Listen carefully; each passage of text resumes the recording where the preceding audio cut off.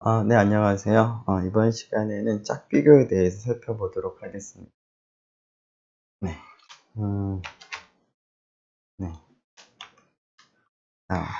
짝비교를 이제 하는 상황을 좀 생각을 해보기 위해서 우리가 두 가지 모집단을 비교할 때, 특히 우리가 이제 처리라는 표현을 썼는데 앞에서 두 가지의 이제 처리를 했을 때 두 가지 처리의 차이, 효과의 차이를 비교할 때 각각의 이제 실험 단위들이 가져야 되는 조건을 좀 생각을 해보도록 하겠습니다. 아, 그, 그 처리 효과의 차이를 이제 잘 드러내게 하기 위해서는 실험 단위들이 비슷비슷해야 될 것 같습니다. 그래야지만, 그 반응값의 차이가 실험 단위의 차이가 아니라 처리 효과에 의한 차이로부터 얻어졌다는 것을 이제 보장할 수가 있는 것이겠습니다. 그런데 실제로 그 실험 단위들을 보면, 어, 네. 단위값의 차이가, 그리고 처리 효과에 대한 차이에만 발생을 하도록 보장을 하려면, 실험 단위들이 비슷비슷해야 되겠죠? 네. 그런데 실제로 우리가 실험하는 상황을 생각을 해보면, 실험 단위들이 굉장히 다양한 조건을 어쩔 수 없이 갖는 경우들도 있고요. 그리고 다양한 실험 단위를 대상으로 실험을 하는 것이 바람직한 경우도 있습니다. 즉, 우리가 어떤 사람을 대상으로 실험할 때는 어떤 그 사람에게 강제적으로 병균을 주입할 수 없기 때문에 이미 병에 걸린 환자들을 대상으로 우리가 관찰을 우리가 할 수밖에 없기 때문에 그러한 경우에는 비슷한 조건을 가진 환자들을 이제 모으는 것이 원칙적으로 불가능한 상황도 있습니다. 뿐만 아니라 우리가 어떤 그 처리 효과를 비교할 때는 예를 들어서 치료제다라고 했을 때는 어떤 동일한 조건을 가진 경우에 대해서만 그 차이를 비교하고 싶기보다는 다양한 조건을 가진 경우에도 이 치료제가 효과를 보인다라는 것을 이제 확인하고 싶은 경우들도 있습니다. 예를 들어서 우리가 이제 실험 단위들이 비슷해야 되니까 나이가 젊고 그리고 이제 남성 아니면 여성 이렇게 딱 정해진 어떤 그룹에 대해서만 우리가 실험을 한다라고 한다면 설사 그 경우에 새로 만들어진 비교하는 치료제가 효과가 더 높다라는 게 확인이 된다고 하더라도 그러한 그 새로운 치료제를 나이가 많은 사람들에게 적용을 했을 때나 아니면 다른 성별에 적용을 했을 때는 효과가 여전히 큰지 확인할 수가 없는 것이죠. 그래서 이러한 치료제라고 하는 것을 적용을 하는 대상을 생각을 해보면 나이가 적든 나이가 많든 남자든 여자든 상관없이 항상 효과가 있다는 것을 우리가 확인하고 싶은 경우들이 대부분이기 때문에 비교하고자 하는 대상이 다양한 것이 사실은 이제 그 실험의 목적에 맞는 경우들도 있습니다. 자, 이러한 두 가지 조건 생각을 해보면 서로 모순적인 상황이기는 한데요. 효과의 차이가 그대로 드러나게 하기 위해서는 실험 단위들이 비슷해야 된다는 것과 현실적인 문제 아니면 우리가 실험을 하고자 하는 목적을 생각을 했을 때는 실험 단위들이 다양해지는 경우들이 많고 또 다양한 것이 바람직한 경우가 많습니다. 이러한 그 상충적인 상황에서 우리가 그런 것들을 잘 해결할 수 있는 그런 방법 중에 하나가 짝비교라는 방법이 되겠습니다. 자, 짝비교에서는 지금 주어진 그 실험 대상이 굉장히 다양할 그런 실험 대상들이 지금 주어져 있을 겁니다. 나이가 굉장히 다양한 사람들이 섞여 있을 거고, 그 다음에 병의 경중이라던가, 그 다음에 그 건강 상태라던가 이런 것들이 굉장히 다양한 사람들이 많이 섞여 있는데요. 자, 즉 다양한 조건들의 실험 단위들이 막 섞여 있는 거죠. 자, 그런데 이제 우리가 조금 전에 얘기한 것처럼 그 처리에 의한 차이를 이제 극명하게 드러내게 하기 위해서는 비교하는 실험 단위들이 비슷비슷한 조건을 가져야만 하는 거죠. 그래서 1번의 조건을 만족을 하도록 짝을 짓습니다. 그래서 같은 쌍 내에서는 비슷한 조건을 갖도록 하고, 물론 다른 쌍인 경우에는 조건들이 달라질 수가 있는 것이죠. 자, 이렇게 각 쌍을 지은 다음에 각 쌍에서 랜덤하게 한쪽을 선택을 해서 한쪽은 1번 처리를 시행을 하고요. 다른 쪽은 2번 처리를 이제 시행을 한 다음에 같은 쌍 내에서의 반응값을 이제 비교합니다. 각 쌍에서. 그러면 각 쌍에서는 조건이 비슷하니까 각 쌍에서 차이가 발생했다면 그 차이는 다른 외부적인 요인이 아니라 처리에 의한 차이로 볼 수 있다는 거죠. 그런데 그런 쌍들이 여러 개가 존재할 건데 그 쌍들마다는 조건이 다르므로 조건이 다른 상황에서도 이런 차이들이 이제 잘 드러날 수 있다는 그런 장점이 있겠습니다. 자, 예를 들어서 그 학습 능력의 차이를 비교를 이제 할 때, 그 유전적인 차이를 이제 배제를 이제 하고자 한다면, 우리가 이제 같은 쌍 내에서는 비슷한 유전적인 환경을 갖는 유전적인 특성이 비슷한 그 두 개의 실험 단위를 이제 쌍으로 묶어야 될 건데요. 그렇게 하기 위해서 유전적으로 비슷하다라고 판단을 이제 할 수 있는 한 가지 방법이 일란성 쌍둥이를 짝으로 짓는 거죠. 그러면은 일란성 쌍둥이 A라는 쌍둥이와 B라는 쌍둥이는 서로 다른 사람이니까 유전적으로 많이 차이가 나긴 하겠지만 같은 쌍 내에서는 유전적인 형태는 비슷하다고 볼 수가 있으니까 두 같은 쌍 내에서 두 능력의 차이를 우리가 생각을 해보면 유전적인 효과가 아니라 다른 효과, 예를 들면 환경에 의한 효과의 차이를 확인을 할 수가 있겠습니다. 네, 이러한 그 짝 비교를 할 때 우리가 관찰을 하는 자료의 형태가 어떻게 되는지 살펴보죠. 우리가 짝을 짓고 각 짝에서 한쪽은 처리 1을 수행을 하고요. 한쪽은 처리 2를 수행을 하는데요. 처리 1을 수행을 하고 나서 얻는 반응값을 x로 표시하겠습니다. 첫 번째 짝에서 첫 번째 처리를 한 다음에 얻는 반응값은 x1. 두 번째 짝에서 첫 번째 처리를 이제 두 실험 단위 중에서 한쪽에다 했을 텐데 처리 1에 대한 반응값을 x2라고 표기를 할 거고요. 처리 2에 대한 반응값은 비슷한 방법으로 y1, y2라고 표기를 하겠습니다. 그리고 우리가 비교하는 것이 같은 짝 내에서 처리 1과 처리 2에 대한 반응값의 차이가 되기 때문에 x1과 y1의 차이, x2와 y2의 차이에 관심을 가지고 있습니다. 이 x1과 y1의 차이, x2와 y2의 차이를 우리가 d라고 표시를 한다면 다음과 같이 쓸 수가 있겠습니다. 자, 1번 쌍, 2번 쌍, n번 쌍이 있다라고 하고요. 각각의 쌍에서 랜덤하게 한쪽을 선택해서 처리 1을 하고 그 처리 1을 적용했을 때 얻는 반응값을 x1.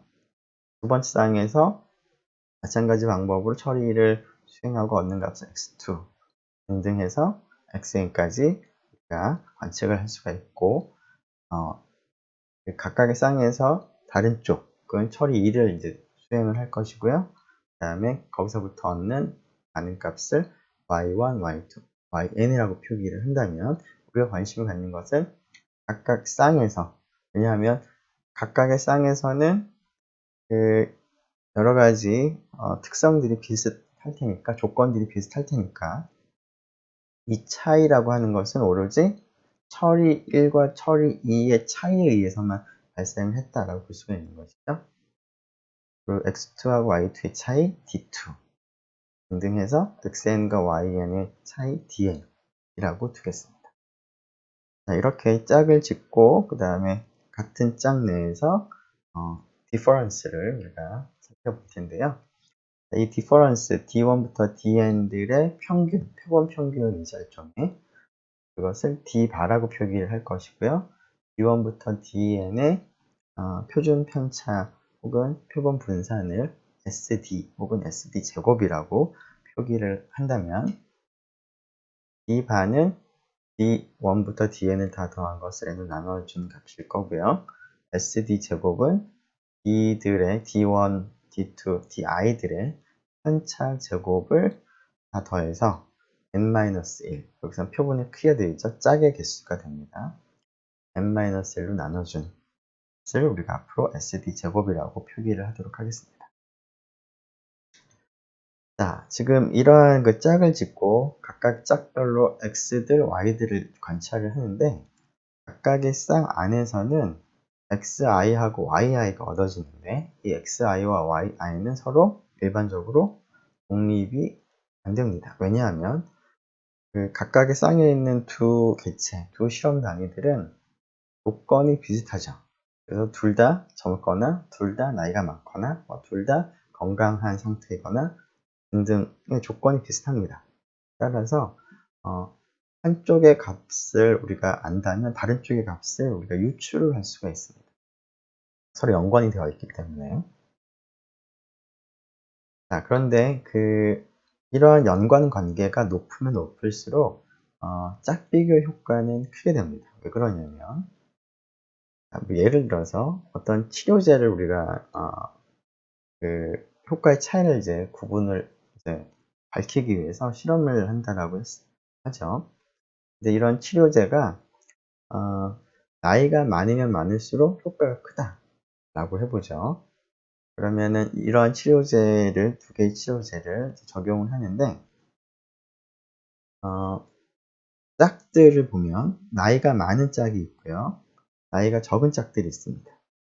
그러면은 나이가 많은 짝은 xi가 크게 나오면 그러니까 뭐 효과가 크다라고 하는 표현이 반드시 뭐 반응값이 큰 건 아니지만 나이가 큰 짝에 대해서 xi 값들을 통해서 효과가 크다는 그런 결과가 나온다면 다른 쪽 같은 쌍내에 있는 다른 쪽 실험 단위에도 비슷한 효과가 나타날 테니까 xi와 yi가 비슷한 경향을 갖겠습니다. 그리고 반대로 나이가 작은 그룹을 생각을 해보자. 나이가 작은 짝을 생각을 해보면 나이가 작은 짝에 대해서는 이제 효과가 적게 된다면 xi가 효과가 적은 그런 것을 나타내는 값이 나올 텐데요. 그러면 yi도 다른 쪽 실험 단위도 나이가 적을 테니까 xi랑 비슷한 경향을 갖는 값이 나오겠죠. 자, 그래서 나이가 비슷하게 우리가 이제 짝을 짓게 될 텐데 그렇게 되면은 x하고 y는 서로 관련이 많이 높습니다. 관련이 높다는 얘기는 나이가 많은 짝에서는 x하고 y가 같이 커지거나 혹은 같이 작아지거나 할 것이고 또 나이가 작은 그룹에서도 마찬가지입니다. 자, 그런데 우리가 지금 관찰하는 것은 xi, yi 자체가 아니라 그 둘의 차이가 되겠습니다. 이 차이를 생각을 해보면 나이가 비슷하기 때문에 생기는 연관관계, 상관관계가 제거가 됩니다. 즉, 나이가 많았을 때 x하고 y가 둘 다 비슷하게 되는 그런 경향이 있는데 차이는 그 경향을 공통적으로 제거를 하는 것이죠.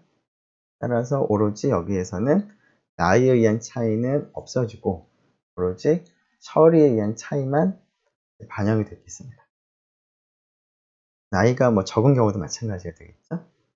나이가 적은 경우는 이제 x하고 y가 둘 다 작은 값을 갖고 나이가 많은 경우에는 x하고 y가 둘 다 큰 값을 갖는다고 했을 때 나이가 비슷하면 x하고 yi는 둘 다 커지거나 혹은 둘 다 작아지는 그러한 경향이 보일 텐데요. 하지만 이 difference는 나이에 의해서 difference가 생겼다기보다는 오로지 그 처리에 의한 차이, 효과에 의한 차이, 치료 효과에 의한 차이가 이 difference에 반영됐다라고 볼 수가 있겠습니다. 자, 이러한 그 짝비교 방법은 조금 전에 얘기한 것처럼 상관관계가 높은 것을 우리가 짝을 짓는 것이죠. 결국 조건이 비슷한 것을 짝을 짓기 때문에. 자, 그렇게 짝을 지음으로 해서 x하고 y가 같이 커지고 같이 작아지는 그런 짝을 우리가 지었기 때문에 difference는 크게 차이가 나지 않을 수도 있고 그 difference는 오로지 처리 효과에 의한 차이에 의해서만 발생하는 것을 우리가 간주할 수가 있습니다. 그런데 만일에 그 나이가 비슷한 사람들끼리 짝을 짓지 않는다면 같은 짝 내에서 한쪽은 나이가 많고 한쪽은 나이가 크게 되면 그 디퍼런스가 굉장히 더 벌어지게 됩니다. 그래서 변화의 폭이 그 짝을 우리가 원하는 대로 짓지 않으면 변화의 폭이 좀 더 커질 수 있는 것인데요. 자, 상관관계가 높은 것끼리 짝을 지음으로 해서 결국은 비슷한 x와 y가 나타나도 짝을 지었기 때문에 이 변화의 폭이 작아지게 되고 이 변화의 폭은 오로지 처리 효과에 의한 차이 때문에 발생하는 거다 라고 우리가 생각을 할 수가 있겠습니다. 자, 그래서 difference는 다른 조건에 의한 차이라기보다는 처리 효과에 의한 차이다라고 볼 수가 있겠습니다. 자, 그러면 그 차이들을 가지고 우리가 여러 가지 추론을 하려고 하는데요. 이 차이가 그러면 어떠한 모집단으로부터 추출됐는지 하는 것을 이제 우리가 가정을 하고 그러한 모집단의 모수를 이제 추론을 통해서 우리가 원하는 결론을 갖다가 얻어내면 좋을 것 같습니다. 자, D1부터 DN이라고 하는 이 각각 짝들의 차이들은 하나의 샘플로 볼 수가 있겠죠. 샘플이라고 하는 것은 이제 모집단에서 추출한 것인데 이때 모집단은 어떤 걸 의미할까요? 네, 비슷한 조건을 가진 사람들의 쌍들을 생각해서 생각할 수 있는 모든 쌍들을 다 생각을 한 다음에 한쪽에다가는 처리 1을 하고 한쪽에다가는 처리 2를 했을 때 생길 수 있는 difference, 즉 처리 효과에 의한 차이를 다 모아둔 그런 모집단에서 n개를 추출한 표본이라고 간주를 할 수가 있겠습니다. 그럼 모집단은 결국은 같은 비슷한 조건을 가진 그 사람들의 이러한 두 가지 처리를 했을 때 처리에 의한 차이라고 볼 수가 있는데요. 이 처리에 의한 차이의 평균을 델타라고 두고요. 분사는 시그마 d 제곱이라고 우리가 보도록 하겠습니다. 그래서 이러한 모집단에서 이런 표본이 바로 D1부터 DN이다 라고 우리가 생각을 할 수가 있을 텐데요. 이 모집단의 평균 델타가 0이라는 뜻은 뭘까요? 비슷한 조건을 가진 사람들을 다 모아가지고 처리 1과 처리 2를 했을 때 그 반응값의 차이의 평균이 되기 때문에 이 델타가 0이라는 뜻은 첫 번째 처리나 두 번째 처리나 차이가 없다라는 그런 의미가 되겠습니다. 델타가 0보다 크다는 얘기는 첫 번째 처리, x들을 이제 얻게 만든 그 처리가 반응값이 더 크게 나온다는 뜻이죠. 처리 1의 평균이 처리 2의 평균보다 크다는 얘기가 되겠습니다. 물론 델타가 0보다 작은 경우는 처리 1의 평균이 처리 2의 평균보다 작다라는 것을 의미하겠습니다. 그래서 이러한 해석을 토대로 우리가 델타, 즉 모집단의 평균 델타에 대한 이제 추론으로 우리가 원하는 그러한 가설 검정이라던가 아니면 신뢰 구간을 구하는 그런 과정들을 생각을 해보도록 하겠습니다. 자, 그러면 이제 우리가 이제 관심을 가지는 거는 이제 두 처리 효과의 차이가 있는지 없는지, 있다면 1번 처리의 평균이 큰지 2번 처리의 평균이 큰지를 알고 싶습니다. 즉, 새로운 치료제와 기존 치료제가 있을 때 새로운 치료제와 기존 치료제의 차이가 없는지, 아니면 기존 치료제보다 새로운 치료제가 그 치료 기간이 더 짧아지는지 길어지는지 하는 것을 이제 알고 싶은 것이죠. 그런 것을 알고 싶기 때문에 그것을 델타를 통해서 우리가 파악을 할 수가 있겠습니다. 델타를 우리가 그래서 알아내는 것이 중요하기 때문에 관심을 가지는 것은 모집단의 평균 델타에 대한 추론을 생각을 해보도록 하겠습니다. 즉, 델타는 처리 효과 차이의 평균 혹은 평균 차라고 부를 수 있을 것 같은데요. 자, 이런 차의 평균 델타에 대한 추론을 하는 방법은 지금은 사실은 짝 비교를 할 때는 처음에는 모집단이 두 개가 있었지만 우리가 이제 관측한 관측값은 D1, D2, Dn 이라고 하는 디퍼런스만 생각을 하기 때문에, 그리고 이 디퍼런스가 하나의 모집단으로부터 추출된 표본이라고 간주를 할 수 있기 때문에 그냥 앞에서 10장이나 11장에서 했던 모집단 하나에 대한 모수를 이제 추론하는 방법과 동일한 방법을 적용을 해서 얻을 수가 있겠습니다. 그래서 델타에 대한 추론은 그 10장에서는 표본의 크기가 충분히 큰 경우에 우리가 했었고요. 11장에서는 표본의 크기가 작은 경우에 모집단이 정규분포를 따른다는 가정을 추가해서 추론을 진행했었는데 10장에서의 방법 혹은 11장의 방법을 그대로 적용을 할 수가 있겠습니다. 자, 여기서는 그 표본의 크기가 큰 경우는 그 표본의 크기가 작은 경우와 이제 유사한 점이 있기 때문에 표본의 크기가 작은 경우에 대해서만 11장에서의 결과를 그대로 우리가 적용을 해서 한번 정리를 한번 해보도록 하겠습니다. 즉, 표본의 크기가 작을 때는 n이 작을 때는 가정이 필요하죠. 모집단에 대한 가정이 필요합니다. 어떤 가정이 필요했었죠? 모집단이 정규분포를 따른다. 여기서 모집단이 뭐였냐면 두 처리의 차이들을 다 모아둔 모집단입니다. 비슷한 조건을 가진 객체에 적용을 했을 때, 자, 그 모집단이 정규분포를 따른다 라고 우리가 가정을 하겠습니다. 다른 말로 우리가 지금 관측한 아는 값의 차이 D1부터 Dn은 적당한 모집단으로부터 추출한 표본이라고 생각을 하겠다는 것이죠. 이때 그 델타, 모집단의 평균에 대한 신뢰 구간은 이러한 가정하에서는 T분포를 사용하면 되죠. 그래서 표본이 D1부터 Dn이 되는 것이기 때문에 2의 바 플러스 마이너스 T2분의 알파, 자유도는 표본의 크기가 n이니까 n-1이 되는 것이고, 루트 n분의 표준 편차, 그 표본의 표준 편차, 앞에서 SD라고 표기를 하기로 했었는데요. 그것을 우리가 11장에서 했던 결과를 그대로 적용을 하면 1번의 내용을 우리가 얻을 수가 있겠습니다.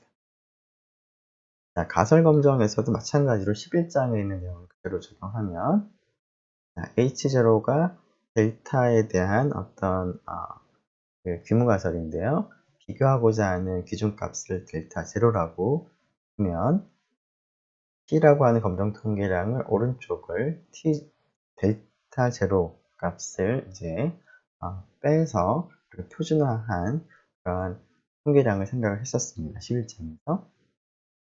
이 통계량 T의 분포는 H0가 사실인 경우에는 델타 제로가 실제 모집단의 평균인 델타와 같게 되므로 이 녀석의 분포는 자유도가 n-1인 t분포가 되는 것이죠. 따라서 이 분포에 대한 정보로부터 유의수준이 알파인 기강력을 우리가 정할 수가 있습니다. t분포가 되는 거니까 기강력을 정할 때 기준값들이 전부 다 t 알파 혹은 t2분의 알파를 통해서 만들어지겠죠. 11장의 결과를 이 경우에 적용해보면 지금 쓰진 않았는데 그대로 우리가 H1의 종류에 따라서 기강력을 정할 수가 있겠습니다. 자, 표본의 크기가 작은 경우에 대해서 우리가 정리를 한 것인데요. 자, 표본의 크기가 큰 경우에는 특별히 모집단에 대한 가정이 필요 없었고요. 이 경우에는 중심각한 정리를 적용을 하게 되면 우리가 생각하는 이 검정 통계량이 H0가 맞을 때 근사적이긴 하지만 표준정기 분포를 따른다 라는 사실을 적용하면 되겠습니다. 그래서 T분포가 아니라 표준정기 분포를 바꾸면 되는 것이죠. 그래서 신뢰 구간도 마찬가지 이유에서 T값이 아니라 G값으로 G2분의 알파 값을 바꿔주면 됩니다. 이제 표본의 크기가 큰 경우에는 중심극한 정리를 이용하면 T분포가 아니라 표준정기 분포를 이용을 하는 것으로 정이 되는 거니까 적절하게 T2분의 알파를 G2분의 알파 그 다음에 검정에서는 기강력의 기준값을 T알파는 G알파로 T2분의 알파는 G2분의 알파로 바꿔주면 되는 것이죠. 혹은 우리가 T분포의 성질을 얘기할 때 자유도가 커지면 커질수록 점점 표준정기 분포에 비슷해진다고 했습니다. 그래서 표본의 크기가 작은 경우에 이 결과를 n이 굉장히 커지는 경우로 근사를 할 때는 이 녀석의 그 분포가 T분포가 정기분포, 표준정기분포랑 비슷해지기 때문에 그런 의미에서 기준값이 G값으로 바뀌면 된다라는 것을 생각을 해도 좋겠습니다. 네, 그러면 구체적으로 지금 얘기한 짝비교를 한번 수행을 한번 해보도록 하겠습니다. 자, 어떤 약의 부작용으로 혈압 강화 효과가 있다라고 이제 판단이 되는데 그것이 정말 그런지를 이제 확인하기 위해서 15명의 환자를 대상으로 복용 전후로 혈압을 측정했습니다. 즉 15명의 환자가 있으면 15명의 환자에게 그 약, 지금 확인하고자 하는 약은 두 개가 아니라 하나입니다. 한 종류. 자, 그 약을 복용하기 전에 혈압을 측정해보고 복용을 하고 나서 혈압을 측정을 해보는 겁니다. 여기서 처리 1은 그 약을 복용하지 않을 때를 아는 것을 처리 1이라고 생각하는 것이고요. 약을 복용한 것을 처리 2라고 생각하는 겁니다. 복용을 하기 전과 복용을 한 후를 비교하는 것입니다. 자, 그래서 혈압을 측정했더니 15명의 환자에 대해서 복용 전의 혈압은 70, 80 등등 나왔고요. 자, 이 값을 우리가 X로 표시하겠습니다. 얘는 X1, X2, X3. 복용을 한 다음에 혈압은 68, 72, 62 등등 나왔는데 복용 후에 혈압은 Y로 표기를 하겠습니다. Y1, Y2, Y3죠. 우리가 궁금한 것은 혈압 강화 효과가 있느냐, 즉 약을 복용하기 전보다 복용한 후에 혈압이 떨어졌느냐를 보는 거죠. 떨어졌는지를 보기 위해서는 X에서 Y를 뺀 이 차이가 정확하게는 차이는 아니고 X에서 Y를 뺀 거죠. 이 값이 어떤 양수의 값이 나오면 혈압 강화 효과가 있는 것이죠. 즉 여기 1번 환자, 2번, 3번, 4번 해서 9번 환자까지는 혈압 강화가 일어난 거고요. 근데 10번이나 11번, 13번, 14번에서는 혈압 강화가 일어나지 않고 오히려 혈압이 오른 경우도 있습니다. 자, 그런데 이것은 이제 15명의 환자를 대상으로 해서 얻은 것이기 때문에 전체 모든 환자를 대상으로 했을 때의 이 디퍼런스, X에서 Y 뺀 것, 모집단, 그런 것들 다 모아둔 모집단 생각을 했을 때는 그 모집단의 평균이 양수일까 아닐까를 생각을 해보면 되겠습니다. 혈압 강화 효과가 있다는 얘기는 그 모집단의 평균이 아까 앞에서 델타라고 표기한 건데요. 그 델타가 0보다 크면 혈압 강화 효과가 있는 것이죠.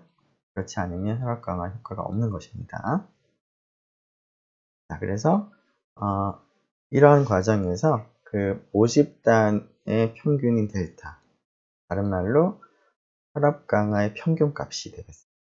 평균값이 되겠습니다. 그 값을 간단하게 평균 혈압 강화라고 부르면, 얘는 이제 모집단의 모수 델타인데요. 그 녀석이 어디쯤 있을까? 95% 신뢰 구간을 한번 계산해 보고 있고요. 두 번째는 그러면 이 자료를 통해서 모집단의 평균 델타가 0보다 큰지 효과가 있다는 얘기는 그것을 검정을 한번 해보고 싶습니다. 일단 먼저 계산을 한번 해보면, 지금은 표본의 크기가 15죠. n이 따라서 표본의 크기가 별로 크지가 않기 때문에 모집단에 대한 가정이 필요합니다. 모집단은 어떤 것인지 다시 한번 얘기를 하면, 모든 사람들에게 이 약을 적용하기 전과 이 약을 복용한 후에 혈압의 차이, x 빼기 y, 즉 복용 전의 혈압에서 복용 후에 혈압을 뺀 것들을 다 모아둔 집합이 모집단인데요. 그 차이가 정규분포를 따른다라고 가정을 하는 것이죠. 이때 이 정규분포 모집단의 평균을 델타라고 두면, 이 델타가 복용을 했을 때의 혈압 강화하는 정도의 모집단에서의 평균이 되므로 평균 혈압 강화량이 되겠습니다. 자, 이 델타, 우리가 1번 문제에서는 평균 혈압 강화에 대한 신뢰 구간을 계산하고 싶은 거니까 결국 한 모집단 생각하는 거죠. 모집단 하나입니다. 여기서 델타, 모집단의 평균에 대한 신뢰 구간을 계산하면 되는 것이기 때문에 앞에서 다시 한번 확인한 결과 혹은 11장에서의 결과를 생각을 해보면 T분포를 활용하면 되겠습니다. 즉, 표본의 평균에서 플러스 마이너스 T 2분의 알파, 그 다음에 자유도는 14, 그 다음에 루트 n분의 표본의 표준편차, 이렇게 계산하면 되죠. 네, 그래서 죄송합니다. 이 값을 이제 앞에 있는 자료를 가지고 값들을 계산을 해보면, 그 평균이 8.8, 표준 편차가 10.98, 그 다음에 T2분의 알파 값이 2.145가 나오고, 그래서 신뢰 구간은 8.8에서 플러스 마이너스 6.08.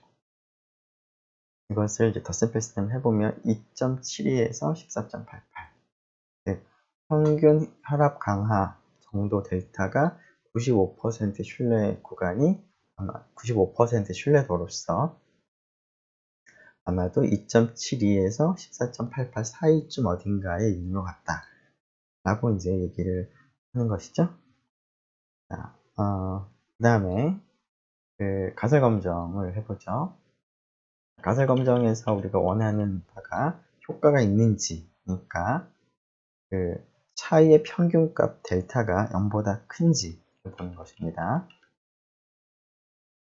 그래서 H1이 델타 0보다 크다가 되는 것이고, H0가 델타가 0인 것이 되는 것이죠.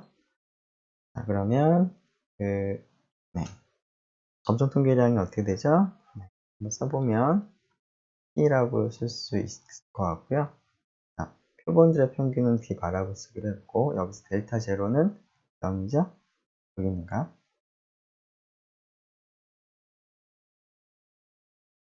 그 다음에 SD 루트 N 이렇게 계산하면 되죠? 자, 이 T에 대해서 T가 0보다 델타가 이쪽이 크다니까 이강력은 T가 이 알파 1%. 자유로가 14였죠? t로부터 관측값 t0를 계산하고 그 다음에 기준값을 계산해서 비교를 하면 되겠습니다. 자, 보니까 기준값이 여기 2.624가 나오는 것 같고요. 그 다음에 검정통계의 관측값이 3.10이 나옵니다. 검정통계의 관측값이 기준값보다 크게 나오므로 혈압 강화 효과가 있다. 즉 델타가 0보다 크다라고 볼 수 있다. 그런 거죠. 혈압 강화를 주장할 수 있겠다. 주어진 자료로부터 혈압 강화가 일어난다는 효과가 있다는 증거가 있다라고 판단을 내릴 수가 있겠습니다. 자, 지금 그 짝비교 방금 이제 우리가 확인한 문제에서는 사실은 이제 짝을 우리가 구체적으로 지정하진 않았습니다. 환자가 여러 명 있긴 있지만 환자들 짝을 짓진 않았죠. 이때 짝은 어떻게 지었죠? 같은 환자 한 명에 대해서 복용 전과 복용 후로 짝을 지은 겁니다. 이와 같이 짝 비교를 할 때는 자료가 처음부터 짝이 지워진 경우들이 있습니다. 지금 방금 얘기한 것처럼 어떤 처리를 하나의 처리입니다. 하나의 처리만 생각을 했을 때 처리를 하기 전과 처리를 한 후 비교를 하는 경우에는 같은 실험 대상에 대해서 전과 후로 짝을 짓는 것이 너무 자연스럽게 처음부터 주어져 있겠습니다. 지금 방금 한 것처럼 전후로 얘기할 수 있는 경우들은 많이 있을 텐데요.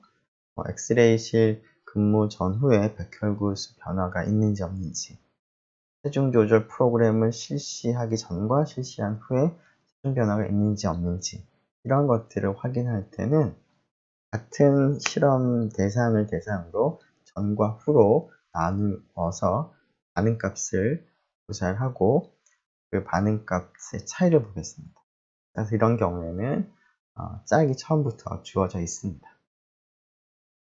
자, 또 어떤 경우는 그 비교하려고 하는 대상의 어떤 본질적인 특성, 즉, 그 1번과는 다르게 개체는 이제 하나가 아니라 이제 별도의 두 개의 개체가 있는데, 그래서 별도의 두 개의 개체에 서로 다른 어떤 처리를 하긴 하지만 비교하고자 하는 어떤 그 특성상, 본질적인 특성상 처음부터 짝이 지워진 경우도 있습니다. 예를 들면, 자, 각 가정별로 가정에 있는 남편과 부인을 이제 비교를 한다고 하죠. 이럴 때는 당연히 우리가 이제 비교하고자 하는 것이 각 가정별로 남편과 부인을 비교를 하는 것이니까 짝을 지을 때 같은 가정에 있는 남편과 부인을 짝을 지어야 되겠습니다. 서로 다른 가정에 있는 남편과 부인을 짝을 지으면 우리가 이제 비교하고자 하는 그런 특성을 우리가 알아낼 수가 없는 것이죠. 이 경우에 따라서는 같은 사람의 왼손과 오른손은 특성을 좀 비교를 하는 경우에는 당연히 같은 사람의 왼손과 오른손을 짝을 지어야지, 다른 사람의 왼손과 오른손을 짝을 지으면 우리가 지금 비교하고자 하는 그런 특성을 제대로 알아낼 수가 없겠죠. 비교하고자 하는 본질적인 특성에 따라서 처음부터 짝이 지어져 있는 경우도 있습니다. 이 경우에는 짝이 지어져 있기 때문에 더군다나 처리 1과 처리 2를 어떻게 정해야 되는지가 딱 본질적인 특성이나 아니면 처음부터 짝을 지어진 그 특성 때문에 그 두 개의 처리를 어떻게 배정을 할까 하는 문제가 전혀 없습니다. 짝이 처음부터 주어져 있고, 그리고 각각의 짝에서 그 짝에 있는 두 개의 이제 개체의 그 처리 1과 처리 2를 우리가 수행을 해야 될 텐데요. 처리 1과 처리 2를 수행할 때 그 두 개의 개체 중에서 어느 쪽에 처리 1을 할 것인가, 어느 쪽에 처리 2를 할 것인가, 를 이제 고민하는 문제가 생기지 않는다는 겁니다. 그런데 그렇지 않은 경우, 처음부터 짝이 지워져 있지 않은 경우에는 비슷한 조건을 가지도록 짝을 짓는 그런 문제도 물론 우리가 해결을 해야 되고요. 또 한 가지 해결해야 될 거는 각각의 이제 짝을 짓고 나서 비슷한 조건끼리 짝을 짓고 나서 그러면 각각의 짝 안에서 어떤 쪽에다가 처리 1을 할 거고 어떤 쪽에다 처리 2를 할 것인가를 정하는 그러한 문제도 해결을 해야 됩니다. 근데 이러한 문제, 즉 처리를 배정하는 것도 중요한 문제가 되는데요. 자, 왜 그러냐면 자, A라는 약과 B라는 약을 비교를 하려고 하는데요. 자, 그 비슷한 조건끼리 짝을 짓긴 지었는데 우연히 A라고 하는 이 약은 두 객체 중에서 젊은 쪽에만 뭐 한 살이라도 젊은 쪽에게만 처방을 했고 같은 짝 내에서 같은 짝은 물론 이제 조건이 비슷하지만 나이가 조금 정확하게 동일하지는 않을 테니까요. 근데 우연히도 나이가 조금 더 있는 쪽에다가 B를 갖다가 처방을 했다라고 하면은 처리 차이에 의한 것인지 아니면 비슷한 조건이긴 하지만 나이가 조금 차이가 나는 그 차이 때문에 생긴 반응값의 차이인지를 알 수가 없는 것이죠. 따라서 그 같은 짝을 모은 다음에 같은 짝을 배정을 한 다음에 처리 1과 처리 2를 갖다가 적용을 할 때도 이러한 그 경향이 나타나지 않도록 하는 것이 중요합니다. 네, 그렇게 하기 위해서 우리가 보통은 랜덤화라는 것을 합니다. 즉 같은 짝에서 A를 배정을 할지 B를 배정을 할지를 결정을 하기 위해서 랜덤하게 무작위로 한다는 것이죠. 예를 들면 동전 던지기 등을 하는 것이죠. 두 사람을 데리고 와서 동전 던지기를 한 다음에 동전 던지기를 통해서 A라는 역을 처방할 그 대상을 고른다는 겁니다. 이렇게 랜덤하게 처리를 배정을 하는 방법을 택하게 되면 앞에서와 같은 극단적인 경우가 생기지가 않겠습니다. 즉 실험 단위가 아무리 비슷한 조건을 가지도록 묶었다고는 하지만 조금의 차이는 있을 텐데 그 차이가 랜덤하게 A하고 B에 갈라지기 때문에 어느 한쪽에만 영향을 주지 않고 A쪽 혹은 B쪽, 처리 1, 처리 2쪽에 비슷한 정도로 그 차이가 반영이 되겠습니다. 그래서 결국은 그 같은 짝 내에 있는 두 객체의 차이가 결국은 이제 영향을 미치지 않게 되겠습니다. 그래서 두 객체를 이제 짝짓는 그 과정도 중요하지만 조심해서 해야 되겠지만 처리를 배정하는 문제도 조심해서 우리가 처리해야 되는 그런 해결해야 되는 문제가 되겠습니다. 네, 일단 이렇게 해서 짝 비교까지 이제 마무리를 할 수 있을 것 같은데요. 앞에서 다루었던 이 문제를 계산을 한번 직접 한번 해보는 시간을 갖도록 하겠습니다. 자, 네, 여기 이게 아니고 이걸 보죠. 지금 앞에서 그 약을 복용하기 전과 요 약을 복용한 후에 혈압을 지금 이미 이제 입력을 해 두었습니다. 그 사이버 캠퍼스에 있는 그 R 스크립트를 보면 이 두 자료를 가지고 우리가 이제 신뢰 구간과 이제 가설 검정을 이제 수행을 R을 통해서 한번 해보도록 하겠습니다. 자, 이 값을 이제 통해서 계산하기 위해서 일단 먼저 해야 될 일은 처리 그 차이를 먼저 계산해야 되겠죠. 이 디퍼런스를 D라고 하면 x 빼기 y로 계산하면 됩니다. x의 값이 여러 개 있고 물론 여기서 15개의 값이 입력이 되어 될 텐데요. y에도 15개의 값이 있는데 각각의 값을 뺄 때는 그냥 단순히 이제 x에서 y를 빼면 되죠. 그렇게 되면은 70에서 68을 뺀 값, 80에서 71을 뺀 값이 성분으로 들어가는 벡터가 만들어지겠습니다. d가. 한번 이걸 먼저 확인해 보면, 자, D를 볼까요? D는 여러 개의 값이 들어있죠? 여러 개의 값의 첫 번째 값은 x의 첫 번째 값과 y의 첫 번째 값의 차이가 됩니다. 두 번째 값 8은 x의 두 번째 값과 y의 두 번째 값을 뺀 결과가 되는 것이죠. 그래서 단순하게 뺄셈만 하면 여러 개의 값의 차이를 한꺼번에 계산할 수가 있겠습니다.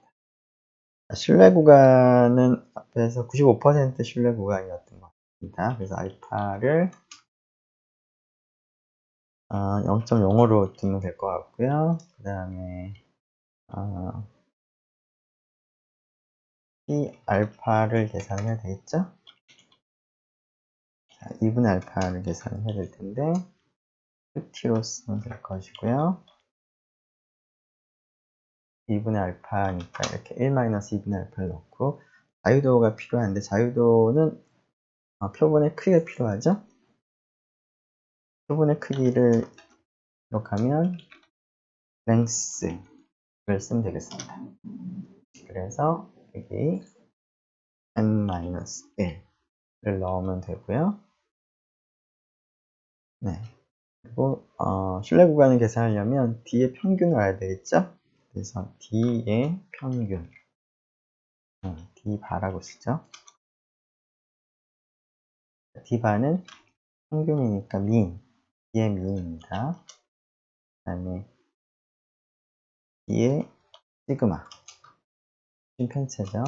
DS라고 하면 SD를 쓰면 되겠습니다. 네. 그리고 지금 루트 n분의 그 표준 편차를 제가 스탠다드 에러라고 볼 수가 있는데, 이 값을 미리 계산해 보면 표준 편차를 스퀘어 루트 n으로 나눠주면 되죠. 그러면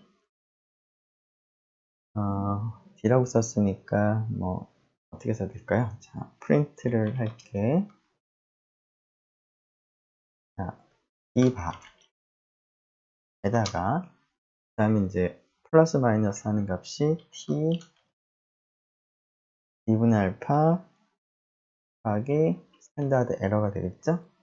이걸 출력을 하고, 자, 이 값을 미리 두는데,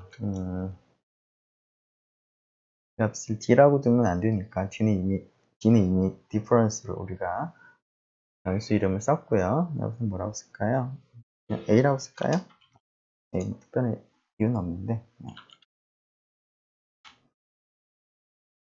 A라고 쓰고, 프린트 D 마이너스 A서부터 D 플러스 D까지. 그러면 신뢰 구간이 얻어지겠죠?